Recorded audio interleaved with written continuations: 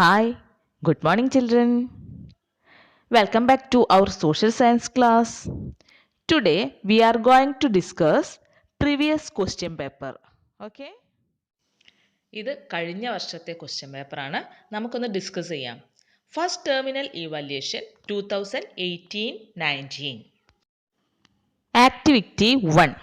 A new awakening in all spheres of human life was visible in Europe by the 13th century. It was known as the Renaissance. ഇത് നമ്മളെ ടെക്സ്റ്റിലെ page number 9-ലുള്ള റീനൈസൻസിന്റെ definition ആണ്. A. Which among the following statement is related to solar theory of Copernicus? Answer. The sun is the center of solar system. B. Humanism and development of regional languages were the main features of the Renaissance. Explain each of them with examples. What is humanism? Humanism means the primarily concerned with the various aspects of human life.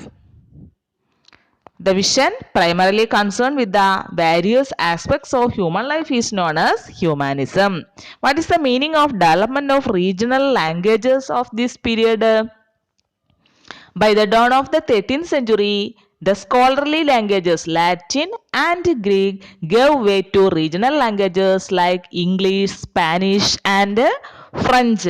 അതായത് ആ scholarly ലാംഗ്വേജിന് പകരം regional ലാംഗ്വേജിൽ കൃതികളൊക്കെ രചിക്കാൻ തുടങ്ങി. C. Write any two contributions of the Renaissance in the field of science other than the solar theory of Copernicus. Solar theory of Copernicus കൂടാതെ Renaissance പീരിയഡിൽ സയൻസിലുണ്ടായ contribution. പിന്നെ ഏതൊക്കെയാണ് നമ്മൾ പഠിച്ചത്? Galileo Galilei invented the telescope.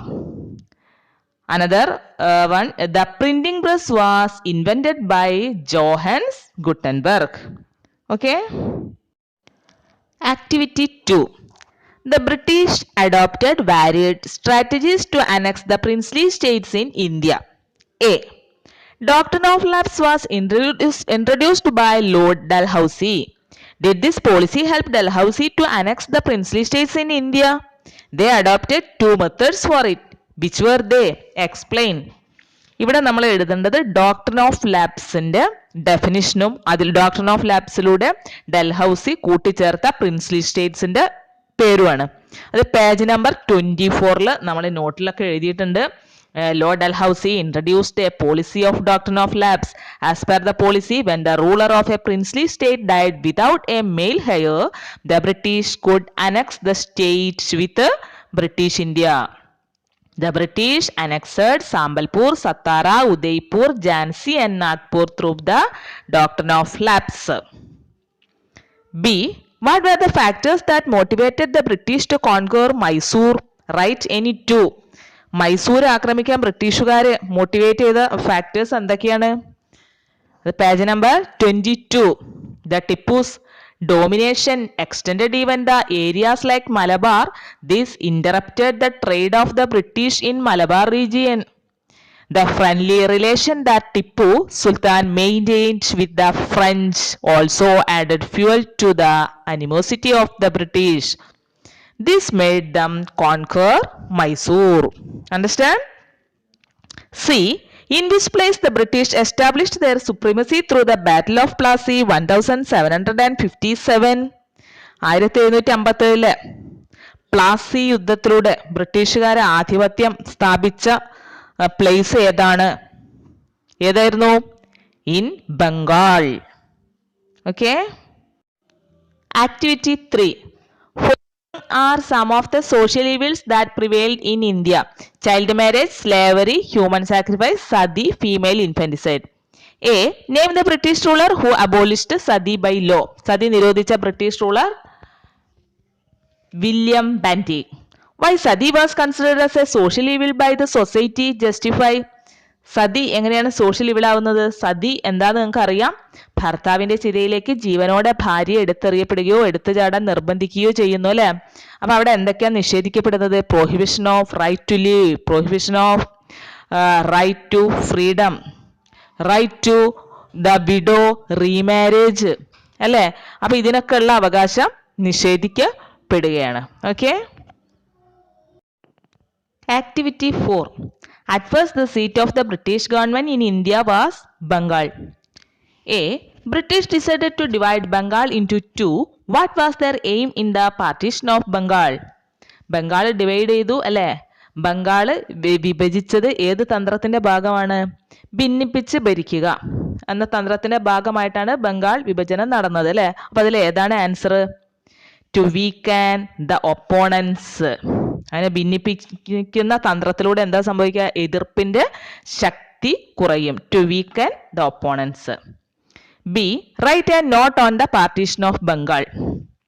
Partition of ബംഗാളിനെ കുറിച്ച് note എഴുതുക. അത് page number 43-ൽ how did the people of Bengal protest against the partition, അവിടെ ഒരു ക്വസ്റ്റ്യൻ ഉണ്ട്, അതിന്റെ ആൻസർ എഴുതുക. ആ ഭാഗം വായിക്കുക.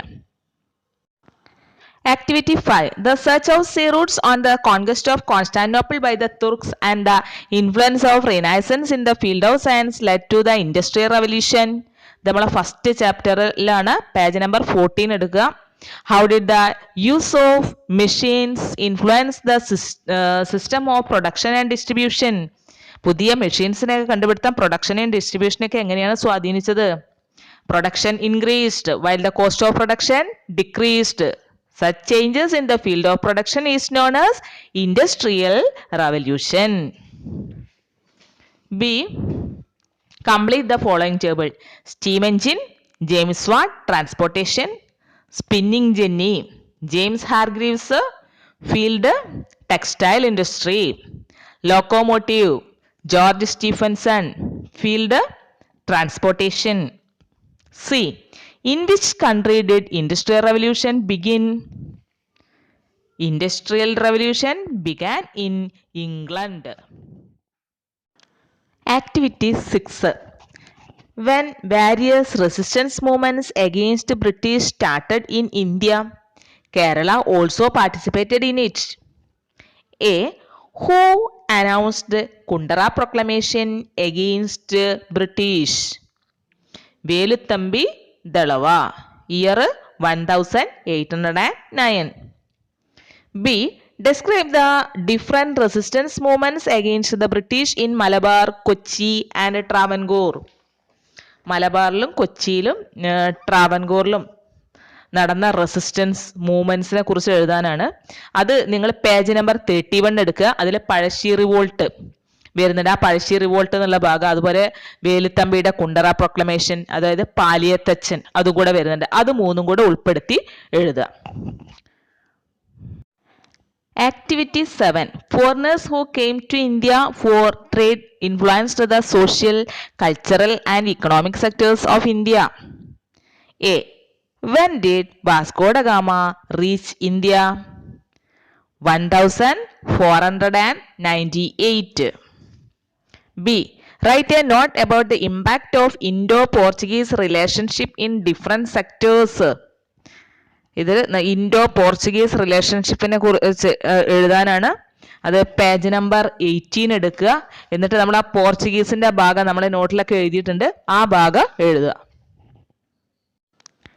Activity 8.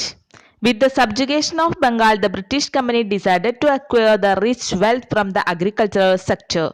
They exploited farmers and tribes. A. How did the agricultural laws imposed by the company adversely affect the farmers? അത് നമ്മൾ പഠിച്ചതാണ്. പേജ് നമ്പർ 28-ലെ എഗെയിൻസ്റ്റ് ദ ഫാമേഴ്സ്, അതാണ് എഴുതേണ്ടത്. എങ്ങനെയൊക്കെയാണ് പിന്നെ ഫാമേഴ്സിനെ എക്സ്പ്ലോയിറ്റ് ചെയ്തത് നമ്മളെ നോട്ടിലൊക്കെ എഴുതിയിട്ടുണ്ട്. B. Why did the British decide to implement the forest law and construct roads and railway in the tribal areas? അത് പേജ് നമ്പർ 29 എടുക്കുക. ബ്രിട്ടീഷ് എങ്ങനെയൊക്കെയാണ് ഈ ഫോറസ്റ്റ് ലോ ഉപയോഗിച്ച് എങ്ങനെയൊക്കെയാണ് വനത്തിലെ ജനതയൊക്കെ എക്സ്പ്ലോയിറ്റ് ചെയ്തത്? They framed several laws to exploit the forest resources. The tribal habitat was rich in mineral deposits. And to exploit these, the British constructed roads and railway to this region. അല്ലേ? വനസമ്പത്ത് കൊള്ളയടിക്കുക, വനങ്ങൾ പൂർണ്ണമായും കമ്പനിയുടെ അധീനതയുടെ കീഴിലാക്കുക, അതുപോലെ mineral deposit എല്ലാം എന്താണ് exploit ചെയ്യുക. ഇതൊക്കെയായിരുന്നു അവരുടെ aims. Activity 9. Europeans reached India for trade. Locate the following trade centres in the map of India. Cochin, Goa, Surat, Karaikal. അത് പേജ് നമ്പർ 20 എടുക്കുക. അതിൽ മാപ്പ് ഉണ്ട്. ആ പ്ലേസ് ഒക്കെ ആ മാപ്പിൽ നിങ്ങൾ അടയാളപ്പെടുത്തി പഠിക്കുക. Write to which country these trade centres belongs to. Trade centre country Kochi ഏത് രാജ്യത്തിന്റെ ട്രേഡ് സെന്റർ ആയിരുന്നു? Dutch. Goa Portugal. Surat British. Karaikal French. Okay. Activity 10. First war of India's independence in 1857 was one of the major revolts against the British rule in India. A. Write any 2 reasons for the failure of the First War of Independence in 1857. 1857 revolt പരാജയപ്പെടാനുണ്ടായ കാരണങ്ങൾ 2 എഴുതാനാണ്. അത് page number 33 ഒരുപാട് കാരണങ്ങൾ അതിലുണ്ട്. അതിൽ ഏതെങ്കിലും 2 എഴുതുക. Next question B. The revolt of 1857 spread to different parts of North India. Locate the following places in the map of India. 1857 revolt spread ചെയ്ത പ്ലേസസ് അടയാളപ്പെടുത്താനാണ്. ആ മാപ്പും പേജ് നമ്പർ 33 ഉണ്ട്. അതിൽ മീററ്റ്, ഝാൻസി, ഫൈസാബാദ് ആ സ്ഥലങ്ങളെല്ലാം മാപ്പിൽ അടയാളപ്പെടുത്താൻ നന്നായിട്ട് മനസ്സിലാക്കുക. അപ്പം ഈ ഒരു കഴിഞ്ഞ വർഷത്തെ ക്വസ്റ്റ്യൻ പേപ്പർ നമ്മൾ ഡിസ്കസ് ചെയ്ത് കഴിഞ്ഞിരിക്കുകയാണ്. ഇതിൽ 10 ആക്ടിവിറ്റിയാണ് നിങ്ങൾ കണ്ടല്ലോ. അതിൽ നിങ്ങൾക്ക് answer any 8 from the given 10 activities എന്നാണ്. അതിന് നന്നായിട്ട് അറിയാവുന്ന 8 ക്വസ്റ്റ്യൻസ് എടുത്തിട്ട് എഴുതാനാണ്. ടോട്ടൽ 40 മാർക്സ് ആണ്. ടൈം 2 hours ആണ്.